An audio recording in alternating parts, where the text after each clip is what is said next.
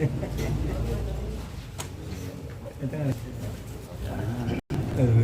kata lo ini kenapa?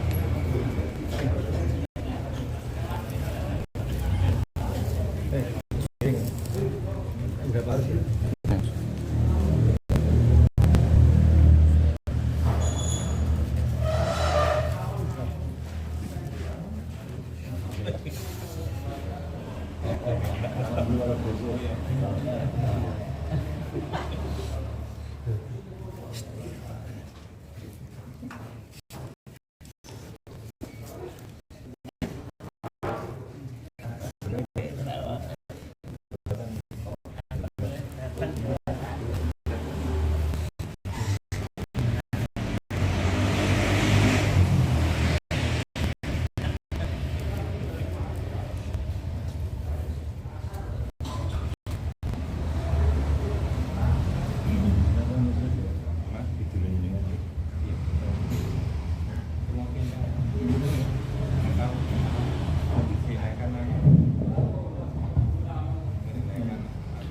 Bismillah. Assalamualaikum warahmatullahi wabarakatuh. Alhamdulillah. Alhamdulillahilladzi anzala sakinata fi qulubil mu'minin liyazdadu imanan ma'a imanihim. Asyhadu an la ilaha illallah wahdahu la syarika lah wa asyhadu anna Muhammadan abduhu wa rasuluh la nabiyya wa rasula ba'dah. Allahumma salli ala Muhammad wa ala alihi wa ashabihi wa man tabi'ahum bi ihsanin ila yaumil qiyamah. Alhamdulillah wa asyra muslimin, jemaah subuh, Bapak Ibu yang kami hormati dan dimuliakan Allah Subhanahu wa taala. Pertama-tama marilah kita senantiasa mensyukuri segala nikmat yang telah Allah berikan kepada kita. Itu banyak nikmatnya sehingga kita semua dapat berkumpul menjalankan salah satu syariatnya, sholat subuh, kemudian menjalankan salah satu ibadah sunnah yang begitu luar biasa, yaitu thalabatul ilmi di waktu dan tempat yang insyaallah diberkahi dan juga dirahmati oleh Allah Subhanahu wa taala. Yang kedua jemaah, salawat dan salam tidak lupa kita ucapkan kepada tauladan kita juga, Nabi kita Nabi Muhammad sallallahu alaihi wasallam yang syafaatnya kelak kita nantikan di yaumil akhir. Ma'asyiral muslimin, jamaah yang dirahmati Allah, insyaallah pada kesempatan kali ini setelah kemarin kita membahas tentang Al-Qari'ah, insyaallah pada kesempatan kali ini kita akan membahas tafsir Imam Sa'di yang berkaitan tentang surat Al-Lail.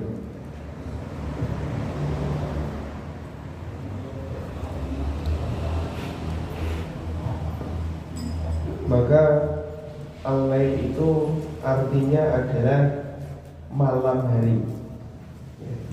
Al-Lail itu artinya adalah malam hari.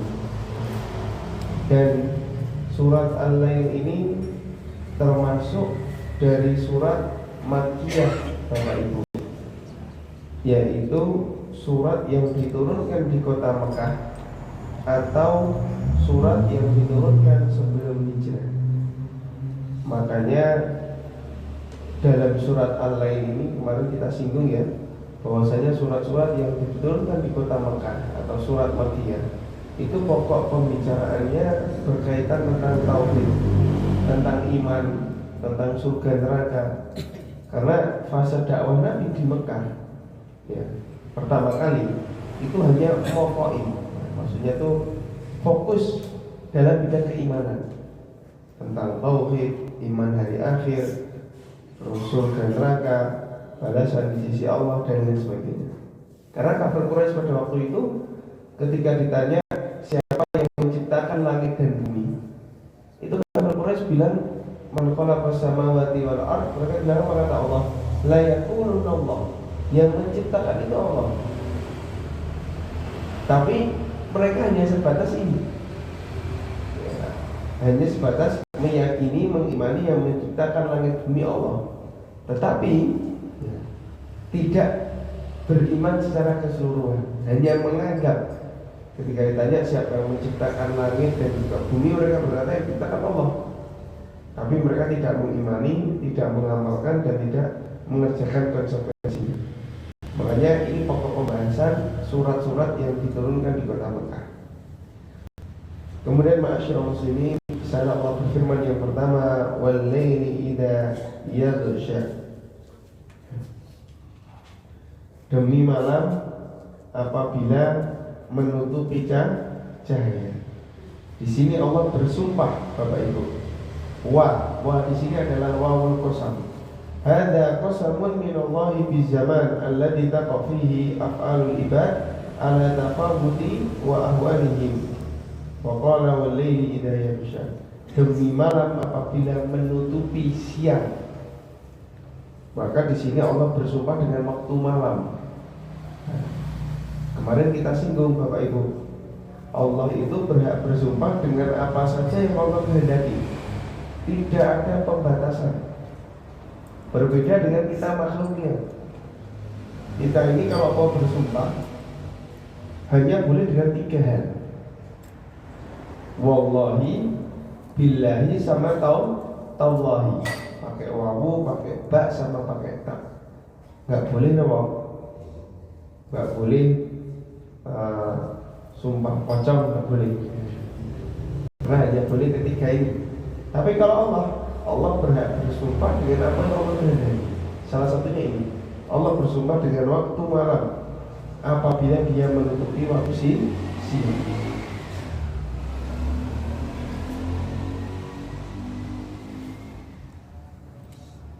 Maka dikatakan al-khalqu bidhalami fayaskunu kullu ila ma'wahi wa maskinihi wa yastarimul ibad minal kad wa ta'at. Ada apa dengan waktu malam sampai-sampai Allah itu bersumpah dengannya? Maka disebutkan oleh Imam As-Sa'di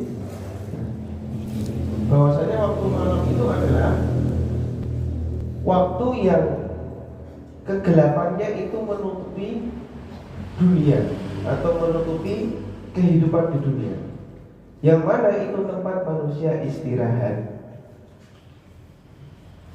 Fayaskunu kullu ila ma'wahi wa maskanihi. Setiap manusia pada waktu malam itu kembali ke rumahnya, kembali ke tempat tinggalnya.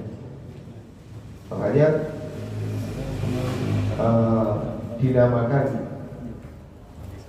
lain itu kan bagi kita sebagai tempat istirahat.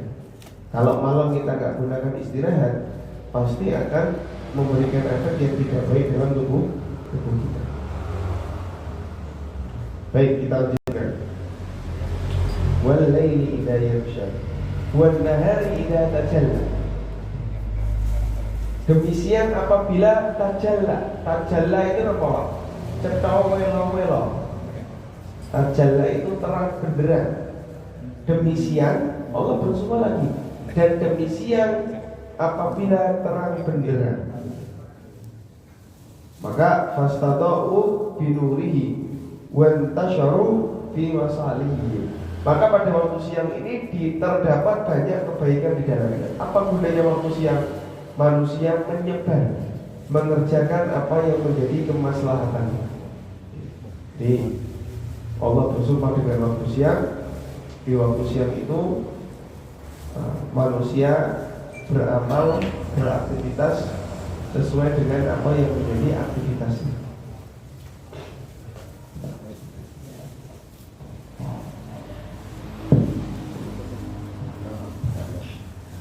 Kemudian coba firman Allah, wa ma khalaqal dzakara wal untha. Dan demi penciptaan laki-laki dan juga perempuan. Maka tidak ada golongan yang ketiga. Karena Allah inkanat mausulah karena isabat binasihil karim al-mausulah. Pada intinya pada ayat ini bi khalqi zawjain, dalam penciptaan lelaki dan juga perempuan. Maka di antara sunnahnya adalah menikah, yang Nabi sendiri menyebutkan man raghiba an sunnati falaysa minni. Siapa saja yang menyelisihi sunnahku, maka dia bukan menjadi bagianku. Di antara sunnah Nabi adalah menikah. Sehingga di sini pun Allah juga bersumpah dalam penciptaan laki-laki dan perempuan. Maka ketika ada yang ketiga atau jenis yang mau diadakan selain jenis yang Allah tetapkan sebagai fitrah, maka dia telah menyelisih fitrah, telah menyelisihi ketentuan dari Allah. Maka sebetulnya itu bukan perkara dunia, tapi itu perkara agama. Ketika ada orang yang ingin membuat jenis yang ketiga atau menyamakan jenis yang ketiga, bukan lelaki juga bukan perempuan, maka dia telah menyelisihi fitrah. Karena dalam penciptaan laki-laki dan perempuan ini bukan hanya adat, bukan hanya sosial aja, tapi itu masuk dalam ranah agama. Jadi kalau dalam kitab fikih itu ada yang namanya khuntha, Bapak Ibu.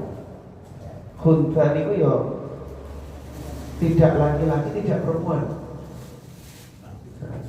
Tidak laki-laki, dia tidak perempuan. Itu kalau dulu dalam kitab fikih. Kalau sekarang kan sudah banyak modelnya. Maka dia telah menjadi fitrah, dia telah menjadi sesuatu dalam agama. Kemudian Allah berfirman,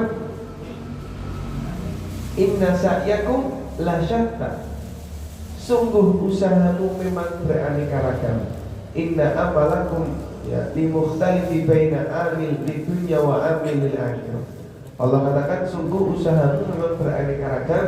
Kata ulama dalam tafsirnya, sesungguhnya amal yang kalian kerjakan berbeda-beda, baik untuk pekerjaan dunia ataupun pekerjaan akhirat.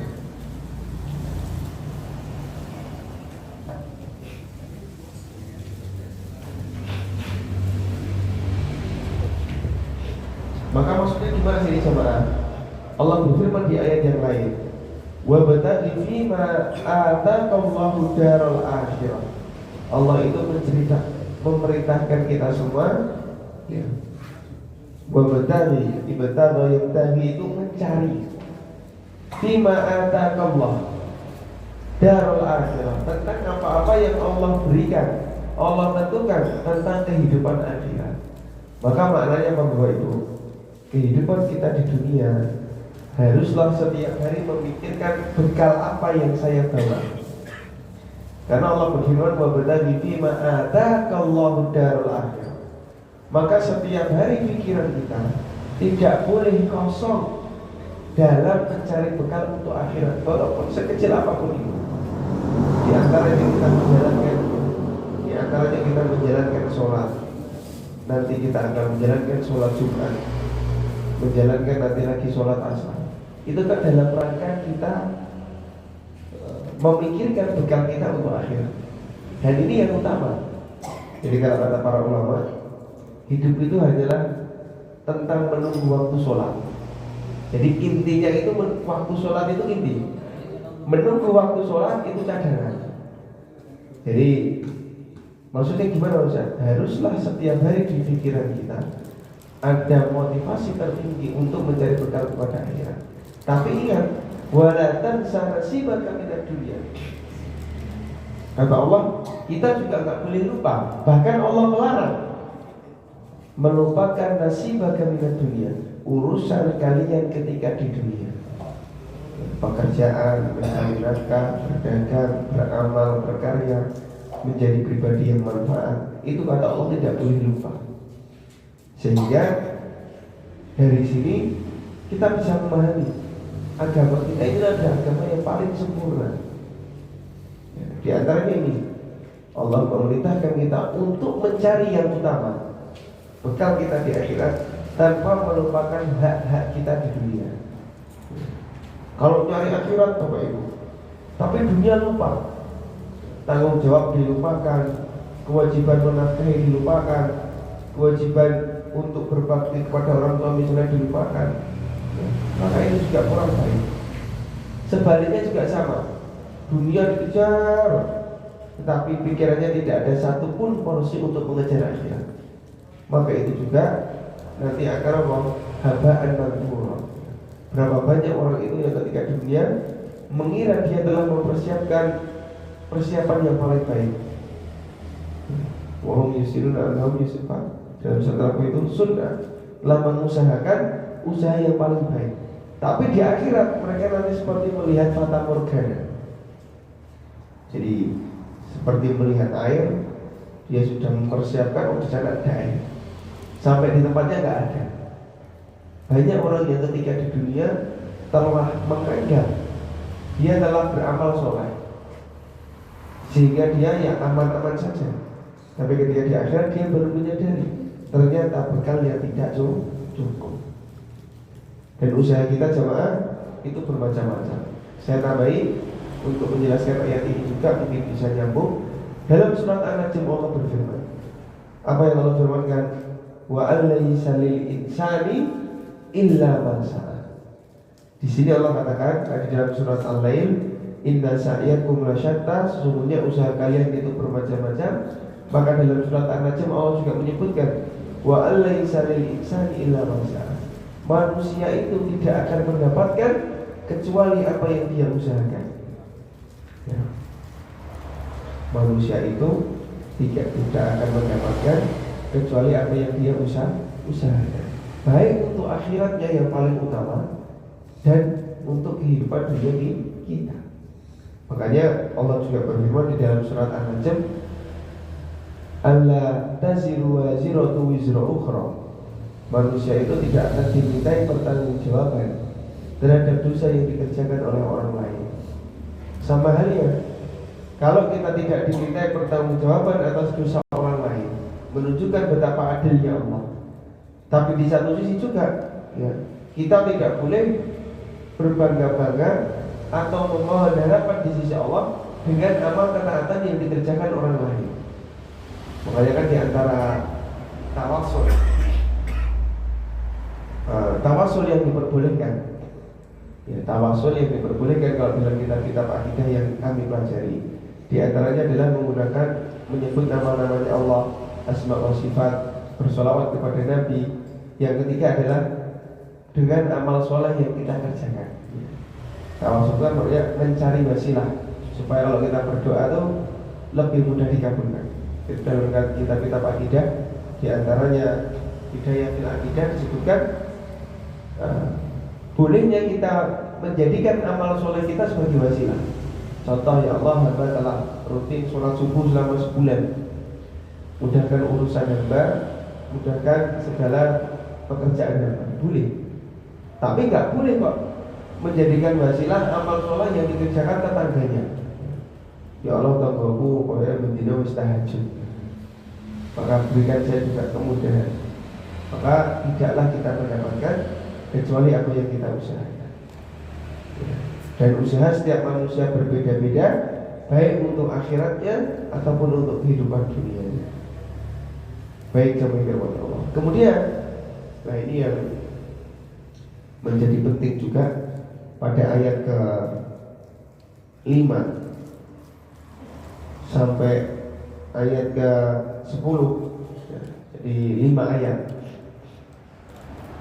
Itu di sini nanti akan dibahas tentang ciri-ciri pertama penghuni surga dan ciri-ciri juga penghuni neraka. Maka di antara ciri-ciri penghuni surga pada ayat ke-5 Allah sebutkan di sana. Monggo kalau diujuk Bapak Ibu.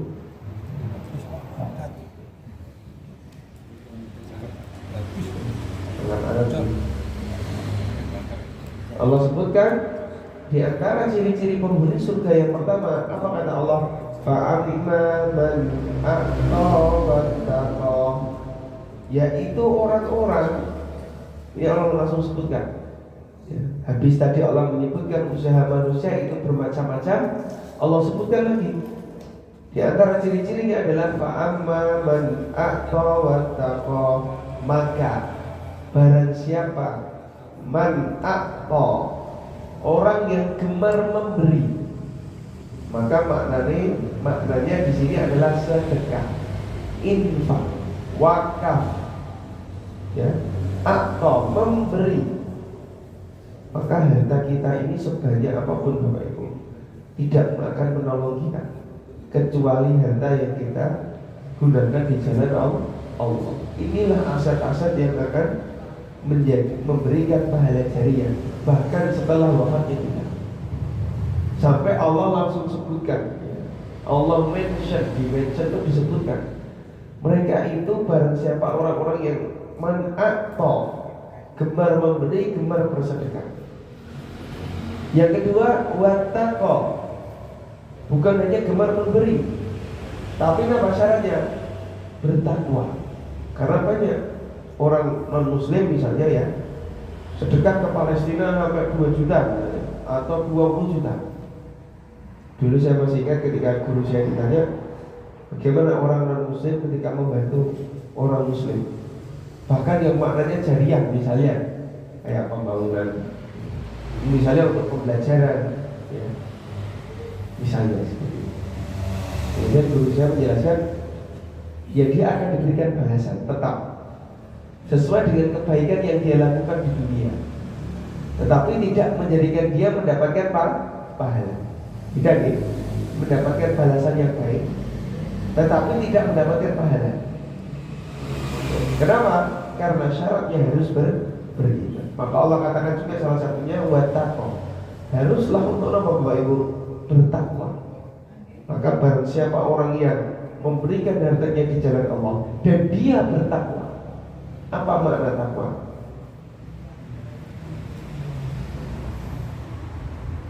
Apa? Larangannya. Masya Allah.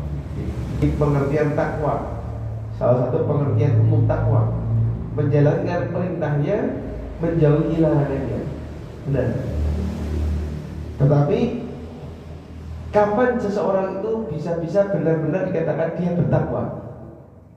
Ketika dia telah lulus ujian. Ujian yang seperti apa? Saya pernah membaca tulisan ulama ketika menjelaskan ayat ini, takwa. Maka di antara ciri-ciri takwa adalah spesifiknya, walaupun beraneka ragam pernyataan ulama. Cuma salah satu yang ingin saya angkat adalah takwa itu adalah bitarkil ma'asi anillah. Seseorang disebut bertakwa adalah ketika dia bisa meninggalkan maksiat kepada Allah di saat dia mampu mengerjakannya, tanpa ada orang yang melihat. Nah, kita kalau berbuat ketaatan rame-rame itu gampang sekali Bapak Ibu. Tapi kalau kita bisa menjaga ketakwaan kita di saat tidak ada yang melihat kita, ini baru takwa kita. Kalau bahasanya itu original atau kawin. Kalau original, dia bisa bermaksiat Pak, tidak ada yang lihat, tetapi dia tidak mau melakukannya. Bagaimana yang Allah sebutkan tentang kisahnya Nabi Yusuf, diajak berzina kemudian tidak mau, padahal tidak ada yang melihat. Karena satu, laula al-burhana rabbi, semua itu karena petunjuk dari Allah dan perasaan takut dalam jiwa Nabi Yusuf kepada Allah. Maka inilah takwa. Di saat kita dihadapkan oleh satu hal yang kita bisa bermaksiat, bisa tidak menjalankan kewajiban, tetapi kita memilih untuk meninggalkan itu, maka di sini disebut takwa. Sehingga tadi benar juga mengerjakan kewajiban. Takwa itu ibarat alarm iman. Ketika dia memiliki ketakwaan, dia punya alarm apa yang akan mengerem dia untuk tidak bermaksiat, yang akan mendorong dia untuk mengerjakan kewajiban. Makanya Allah juga berfirman, wa tazawwadu fa inna khairu zadi taqwa. Allah memerintahkan kita untuk mencari bekal, karena sebaik-baik bekal adalah apa? Takwa. Lah kalau di sini maka mengerjakan ketaatan juga masuk. Karena para ulama jelaskan, meninggalkan kemaksiatan itu dosa.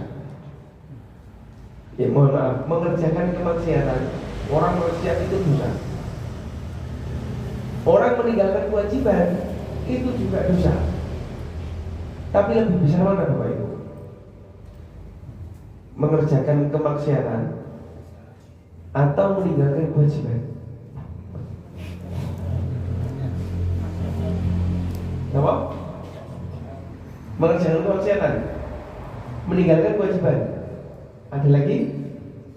Setuju dengan pernyataan bapaknya tadi? Setuju? Ada yang lebih besar mengerjakan kemaksiatan? Gak ada ya? Maka jawabannya benar semua. Artinya benar, lebih dosa meninggalkan kewajiban.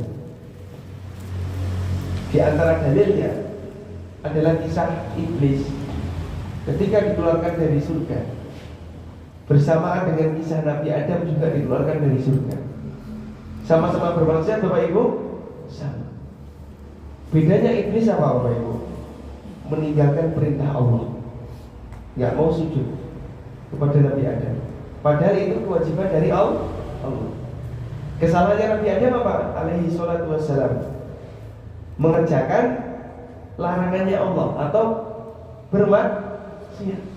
Apa larangannya Allah? Boleh ngapain aja, yang penting jangan makan buah holdi. Dikerjakan. Sama-sama dikeluarkan dari surga.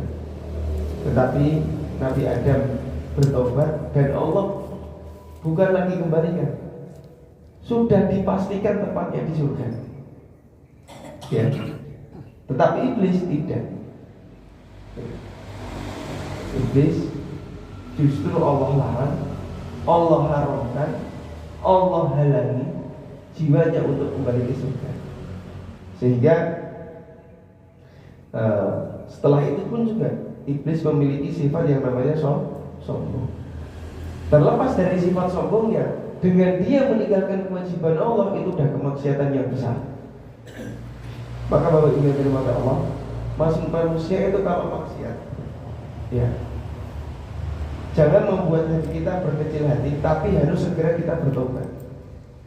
Tetapi kalau maksiat yang meninggalkan kewajiban, ini alarm bahaya, Pak. Karena itu tidak tiba-tiba, melainkan akumulasi dari kemaksiatan-kemaksiatan kecil yang dia normalkan sampai pada tahap dia berani meninggalkan kewajiban. Sekarang berapa banyak orang itu meninggalkan kewajiban? Ya. Ini PR dan poin besar bagi kita semua. Ya. Selain kita mendakwahkan atau mengingatkan saudara-saudara kita yang paling dekat, ya, lingkup paling sederhana kita, untuk tidak bermaksiat, tapi kita juga harus ingatkan yang paling pokok selain meninggalkan maksiat itu apa? Mengerjakan kewajiban. Tidak banyak, cuman 5 waktu, cuman puasa Ramadan, cuman zakat. Yang pasti kena zakat fitrah. Kalau masih dalam rumah orang tua, berarti masih ditanggung bapaknya. Tidak banyak, sehari 5 kali, setahun cuma sekali puasa Ramadan, zakat. Ada pun yang lainnya niku sunnah. Kalau kita sadar niku kebaikan yang sangat besar. Ada Idul Adha, ada puasa sunnah. Yang wajib juga saya lupa tadi, haji. Manis tato'a ilaihi sabila, bagi orang yang mampu. Jadi jangan bayangkan berislam itu abot-abotan. Justru kita nggak bayangkan kalau hidup kita ini nggak ada sholat 5 waktu, Pak. Isolali, lali dunia, lali akhirat. Tapi dengan adanya sholat 5 waktu membuat kita bisa berpikir, bisa mengambil jeda, bisa beristirahat dari padatnya aktivitas dunia. Sama kayak Rasul dan Bilal, menjadikan sholat ini bukan ritual, bukan hanya rutinitas belaka, tapi tempat istirahat. Jadi selepas sholat itu badan kita, pikiran kita itu fresh. Karena bukan hanya menjalankan rutinitas, tapi hatinya ikut sholat. Sehingga sholat itu sebagai tempat istirahat, tempat refreshing. Ya Bilal, arina bis sholat. Wahai Bilal, istirahatkanlah kami dengan sholat. Maka makna istirahat ini kan tempat refreshing, tempat menenangkan diri, tempat untuk, ya, ibarat kata kalau balapan itu pit stop, ya, tempat untuk ngisi bensin, ngisi tenaga, lanjut lagi lari. Makanya yang pertama, fa'amma man a'ta wattaqa wa saddaqa bil husna, dan membenarkan saddaqa yusaddiqu niku artinya membenarkan. Wa saddaqa bil husna. Al husna di sini memiliki beberapa makna.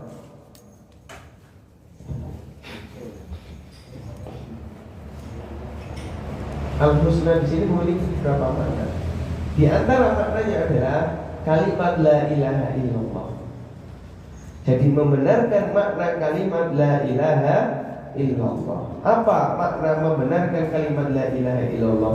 Maka dia telah berikrar, janji suci, bersumpah tidak akan berbuat syirik karena telah mengucapkan kalimat tauhid la ilaha illallah. Membenarkan kalimat la ilaha illallah. Adapun makna yang lain, al-husna di sini maknanya adalah ganjaran. Ini makna yang kedua, pahala.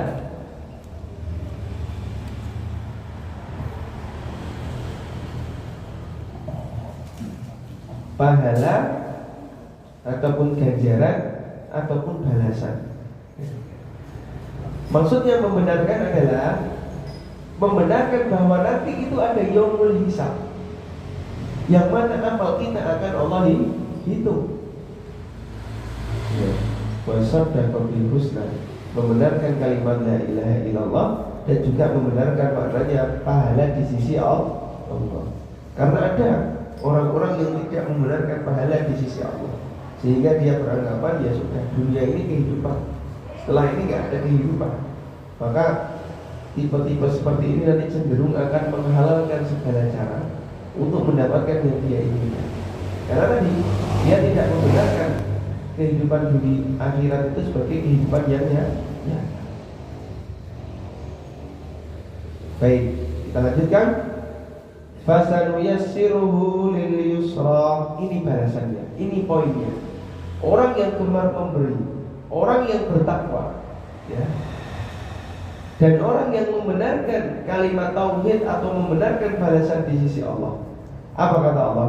Fasanuyassiruhu lil yusra, maka akan kami mudahkan baginya lil yusra, jalan menuju, ya, yusra itu kemudahan, kebaikan, kebahagiaan. Orang yang gemar memberi, orang yang bertakwa, orang yang membenarkan pahala di sisi Allah. Dan jalannya apa? Nusahil alaihi amrahu wa naj'alahu muyasssaran lahu kullu khair. Jalan menuju kebaikan, jalan menuju kebahagiaan, jalan menuju ketaatan itu Allah mudahkan. Maka Bapak Ibu kita semua dengan izin Allah, kalau kita merasakan sholat kita Allah mudahkan. Pokoknya jalan menuju sholat itu dimudahkan, jalan menuju kajian itu dimudahkan, dibukakan. Jalan menuju majelis-majelis ilmu, jalan menuju ketaatan-ketaatan, baik itu yang wajib atau sunnah, itu terasa mudah. Maka ini hadiah dari Allah. Dan ini tidak tiba-tiba, ya. Sama halnya orang yang bermaksiat. Ada sebagian orang yang untuk sholat itu berat, untuk membaca Al-Quran itu berat, untuk duduk mendengarkan majelis ilmu walaupun 5 menit, 10 menit itu berat. Itu bukan karena tiba-tiba, ya. Mungkin karena kemaksiatan kecil yang dinormalkan, sehingga membuat jalan yang menuju surga Allah itu berat. Tapi orang yang memberi, orang yang bertakwa, ya, kemudian orang yang membenarkan pahala di sisi Allah, ganjarannya yang bisa langsung dirasakan adalah fasanuyassiruhu lil yusra. Allah akan mudahkan jalan yang menuju surga. Jadi dibukakan, Pak. Kalau kata Nabi itu apa? Sesungguhnya setiap dari kalian ketika lahir itu illa, kecuali, melainkan kecuali telah ditetapkan tempatnya di surga atau neraka. Kemudian ketika itu sahabat bertanya, ya Rasulullah, kalau gitu berarti kita nggak usah tawakal, kita nggak usah usaha. Kata Nabi apa? I'malu fakullu muyassarun lima khuliqa lahu. Bekerjalah, beramalah, maksimalkanlah, fakullu muyassarun, karena sesungguhnya segala sesuatu itu muyassarun, dijadikan mudah lima khuliqa lahu, bagi apa-apa yang diciptakan untuknya.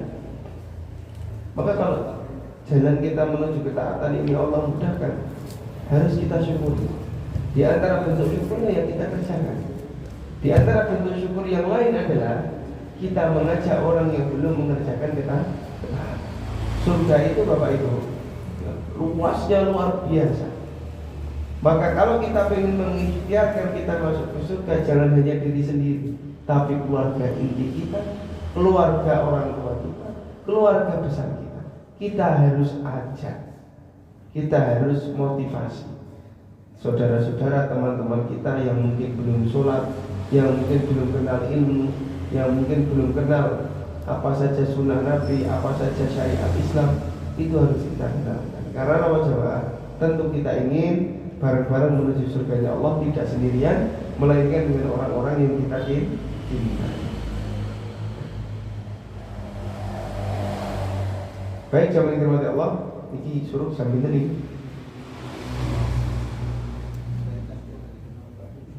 5 apa 7 yang menit. Kalau salah juga tidak cukup, mungkin saya buka tanya jawab bagi yang akan bertanya, monggo. Ketika mungkin ada pertanyaan dari surat Al-Lail ini, Bapak Ibu, kita telah membahas ayat pertama sampai ayat ke-7 ya. Kemarin Al-Qari'ah selesai, kita lanjutkan surat Al-Lail yang pembahasannya tidak jauh beda supaya mudah, sama-sama surat Makkiyah. Maka intinya yang coba saya highlight ya, kalau tidak ada pertanyaan. Pertama, di situ Allah bersumpah dengan waktu malam. Kemudian Allah juga mengatakan dengan waktu siang. Kemudian Allah juga bersumpah dengan penciptaan laki-laki dan perempuan. Kemudian Allah ingatkan bahwasanya setiap manusia itu usahanya berbeda-beda. Maka dalam waktu malam itu terdapat keistimewaan apa? Tempat kita istirahat, tempat kita kembali ke rumah. Dalam waktu siang sebalikannya, tempat kita beraktivitas, tempat kita bekerja, berkarya, mencari perbekalan dunia dan akhirat. Kemudian Allah ingatkan bahwasanya golongan yang Allah ciptakan cuma 2. Dalam penciptaannya cuma laki-laki dan perempuan.